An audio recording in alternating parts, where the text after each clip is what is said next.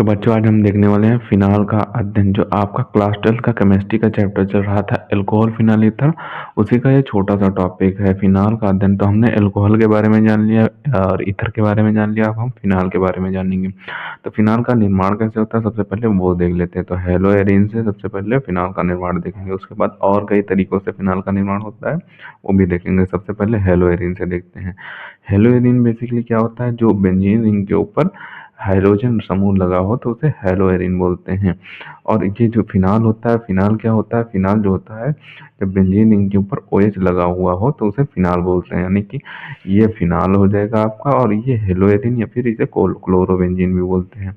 तो ये आपका हेलोएरिन का लगा है, हेलोजन यहाँ पे ऊपर लगा हुआ है और एरिन यहाँ पे बेंजीन के रूप में एरिन लगा हुआ है, तो इसे हेलोएरिन बोलेंगे। तो हेलोएरिन से फिनाल का निर्माण कैसे होता है वो सबसे पहले देख लेते हैं।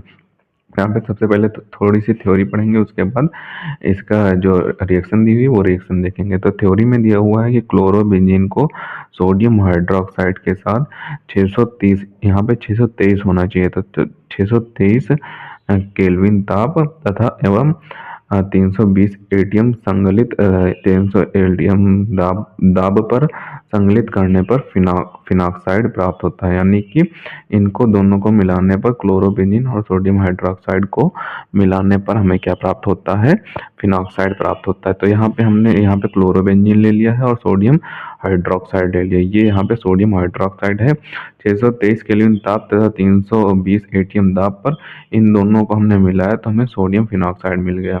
यहाँ पे फिनॉक्साइड के रूप में सोडियम फिनॉक्साइड हमें मिल जाता है। सोडियम फिनॉक्साइड प्राप्त होने के बाद यहाँ पे जो HCl होगा, यानी कि H और Cl यहाँ पे मुक्त हो जाएगा, और ये जो O और Na है यहाँ पे ऊपर आ जाएगा।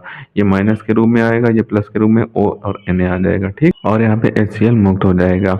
और उसके बाद क्या होगा, दूसरा पॉइंट पढ़ते हैं। दूसरे पॉइंट में दिया हुआ फिनॉक्साइड को अकार्बनिक अम्ल की उपस्थिति में अमलगम कराने पर फिनॉल प्राप्त होता है। यानी कि अकार्बनिक अम्ल जिसमें कार्बन न उपस्थित हो वो वाला अम्ल। तो एक अम्ल ले लेते हैं HCl, हाइड्रोक्लोरिक अम्ल, इसमें कार्बन नहीं उपस्थित है, तो अकार्बनिक अम्ल की उपस्थिति में अमलगम कराने पर, यानी कि अम्ल के साथ अमलगम कराया जाएगा। हमने इसका अमलगम कराया तो हमें क्या प्राप्त होगा, फिनॉल प्राप्त हो गया। और ये NaCl, यहाँ से Na उठेगा और यहाँ से Cl उठेगा, Cl माइनस उठेगा, तो यहाँ पे NaCl